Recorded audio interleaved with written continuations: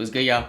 The trades are slowly starting to pile up now. First it was OG, then it was Pascal, and now we have Terry Rozier going over to the Miami Heat. And I know the Heat were linked to Dame in the offseason, and it's been rumored that they're looking to improve their roster from, their finals run last year. But I'm sure the fact that the Knicks got better with the OG trade and the Pacers got better with the Pascal Siakam trade, I'm sure that kind of just in the back of their mind made them put, the pedal to the metal just a little bit and really go out there to improve their roster. But without further ado, let's take a look at the trade details. This one is a pretty straightforward deal. Of course, we have Terry Rozier going over to the Miami Heat in exchange for Kyle Lowry and a 2027 lottery protected first round pick. As always, we're going to start with the team that traded for the star player, or the player that the trade is centered around, and that is, of course, the Miami Heat. I want to start off by talking about what they gave up. Of course, it was Kyle Lowry, who is having a pretty solid season for them. He's shooting 38% from three this year. He has been one of their best three-point shooters on the roster.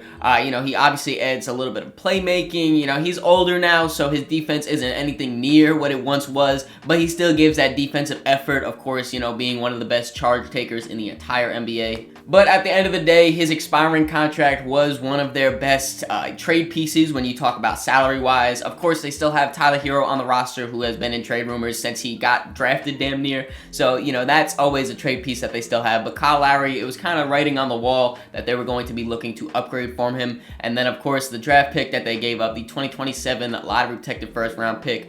When it looks to the Heat, they really don't care about draft picks, or they really shouldn't care about draft picks, I feel like, because when you look at just their team history, they have been a competitive, contending team for damn near 20 years at this point. Ever since Dwayne Wade got on the roster, they pretty much have just been uphill from there, whether it was Dwayne Wade or LeBron James or Jimmy Butler or Dwayne Wade again. Whatever it was, they have been competitive, and their first round draft pick has been towards the back half of the draft. And then on top of that, they have been one of the best, if not the absolute best team at finding those, diamond in the rough type of guys, those second round draft picks, those undrafted free agents. There's a whole list of guys that you can go off of for the Miami Heat that they found undrafted or in the second round. So I'm not really tripping too much if I'm the Miami Heat about giving up a first round pick, because most of our guys aren't even first round picks. And now let's talk about what they're getting in with Terry Rozier. Terry is having an incredible season right now for the Charlotte Hornets. LaMelo Ball went down with that injury, so he's been kind of the main guy out there in Charlotte, and he has been killing it, averaging 23 and 6.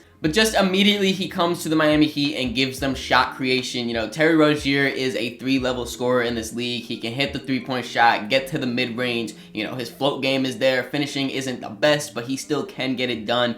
And then the Miami Heat, they have really been needing some shot creation. Of course, they have Tyler Hero as their main, tough bucket type of guy. And then also when you include Jimmy Butler and Bam Adebayo. Looking at Jimmy and Bam, though, they are more defensive than offensive. They could still get a bucket, don't get me wrong. But, you would want someone a little bit more offensively, and that is what Terry Rozier is. And not only can he score when he has the ball in his hands, but he is also going to be able to spread the floor for this Miami Heat team, who just wants to compile as much three-point shooters on their team as possible. Right now, Terry is only shooting 35% from three, which is around league average, a little bit below league average.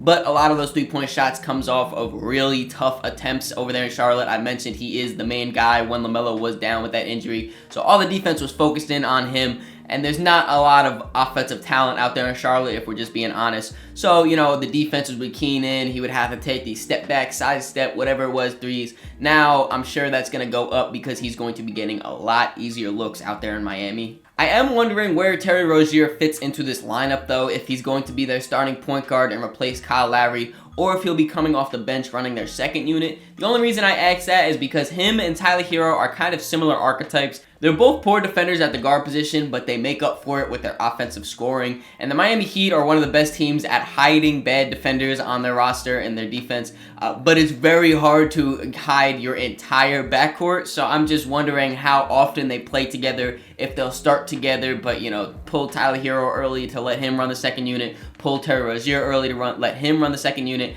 I'm just not entirely sure how their rotation is going to shape up. Regardless, though, I think the Miami Heat definitely got better as a team. They added a big scoring punch to help out their offense, and they basically gave up nothing. I mean, like I said, Kyle Lowry was having a very good season for the Miami Heat, but compared to the production that I think Terry Rozier can bring, it's nothing.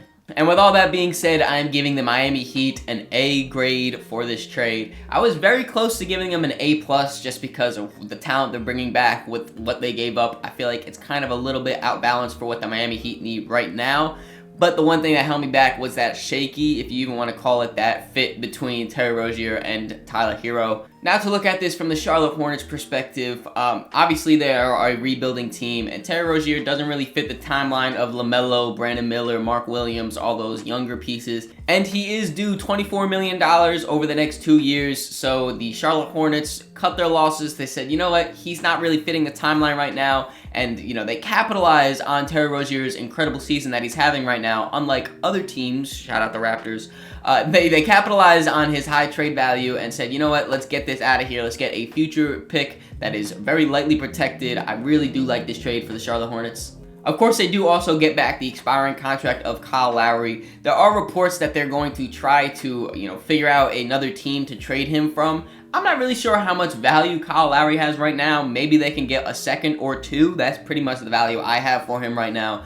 But regardless, if they can't do that, he's an expiring deal, so they free up the money anyway if he stays on the team. Maybe they will just buy him out and let him walk. But I do kind of like the idea of Kyle Lowry staying on this Hornets team and being just a little bit of a mentor, for these younger guys. But of course, the main piece they did this, and the main reason they did this, was that 2027 lottery protected first round pick. It's probably going to convey in that 2027 year. I doubt the Miami Heat are a lottery team really anytime soon unless something catastrophic happens to the franchise. But if it doesn't, then they get a completely unprotected first round pick. That's pretty good. I really do like how lightly protected this pick is. But overall, I give it a B plus for the Hornets. They just got value for a guy that they were looking to move off of anyway. Something interesting to think about too is this kind of sets the market for guys like Malcolm Brogdon or Jordan Clarkson if he's still available for the Utah Jazz. It kind of sets the market for these spark plug six-man type of guys. I'm very excited for the trade deadline to finally be here. Last year it was an incredible one. This year it's shaping up to be not as good, but still something that is very interesting. You guys do not want to miss all the coverage that I'm going to be putting out, so make sure you subscribe if you already haven't. Hope you guys enjoyed this video. If you did, make sure you leave it a like, subscribe so you don't miss the next one. In the description there's links to all my social medias, so make sure you follow me on all those to keep up to date with me. Catch ya.